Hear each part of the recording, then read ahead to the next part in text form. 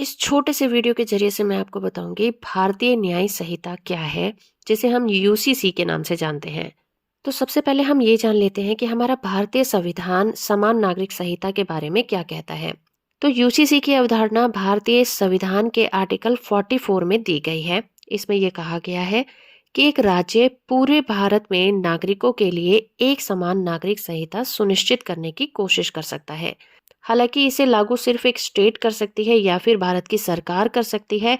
इसे किसी अदालत यानी कि कोर्ट के द्वारा लागू नहीं कराया जा सकेगा।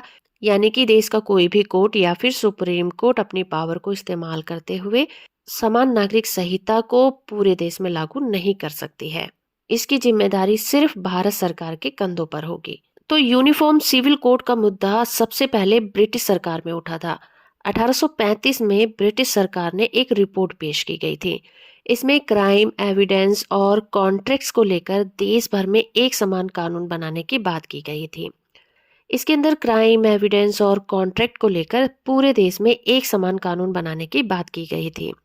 1840 में इसे लागू भी कर दिया गया था, लेकिन धर्म के आधार पर हिंदू और मुसलमानों के पर्सनल लॉ को इससे अलग रखा गया था।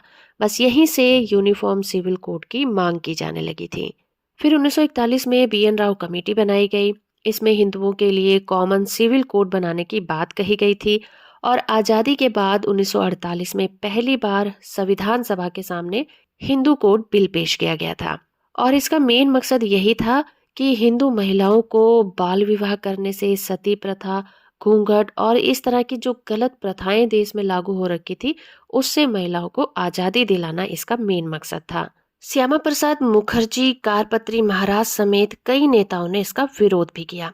उस वक्त इस पर कोई भी फैसला नहीं किया गया और 10 अगस्त 1951 को भीमराव अंबेडकर ने एक लेटर लिखकर जवाहरलाल नेहरू पर दबाव बनाया, तो वो इसके लिए तैयार हो गए।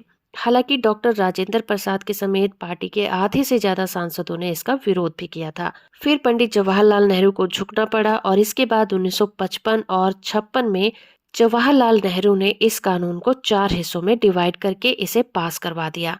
और वो कानून बने थे Hindu marriage act 1955, Hindu succession act 1956, Hindu adoption and maintenance act 1956 और Hindu minority and guardianship act 1956। तो अभी तक भारत में समान नागरिक संहिता लागू नहीं हो पाई है और सरकार ने इसके लिए कोई ठोस कदम भी नहीं उठाए हैं। और इस कानून के सबसे ज्यादा कोई अगेंस्ट है तो वो है मुस्लिम कम्युनिटी। उन्हें डर है कि यूसीसी अल्पसंख्यक समुदाय की धार्मिक स्वतंत्रता का उल्लंघन करेगा। और उनका ये भी कहना है कि यूसीसी की देश में कोई भी जरूरत नहीं है, क्योंकि व्यक्तिगत तौर पर अलग अलग कानून बनाए गए हैं और वो बहुत अच्छी तरह से काम भी कर रहे हैं। लेकिन प्रधानमंत्री नरेंद्र मोदी ने सभी नागरिकों के लिए समान अधिकारों को कायम करने वाले संवैधानिक प्रोविजन का हवाला देते हुए समान नागरिक संहिता के इम्पोर्टेंस पर जोर दिया। यूनिफॉर्म सिविल कोड, जिसे हम यूसीसी कहते हैं, एक व्यक्तिगत कानून को बदलने का प्रस्ताव है जो कि भारत में हर एक प्रमुख समुदाय के धर्म ग्रंथों और रीति रिवाजों पर आधारित है। इसके अंदर हर एक नागरिक को नियंत्रित करने वाले कानूनों का एक सेट बनाया गया है और ये कानून marriage, divorce, adoption and guardianship को कवर करेगा। यूसीसी का जो मेन पर्पस है वो धर्म के बावजूद कानूनी प्रणाली में समानता, निष्पक्षता और न्याय को सुनिश्चित करके राष्ट्र की एकता और एकजुटता को बढ़ावा देना है। तो आप कमेंट करके जरूर बताइए कि भारत में यूसीसी लागू होना चाहिए या फिर नहीं होना चाहिए। वीडियो अच्छी लगी है तो आप इसे लाइक, शेयर और चैनल को सब्सक्राइब करना बिल्कुल मत भूलिएगा।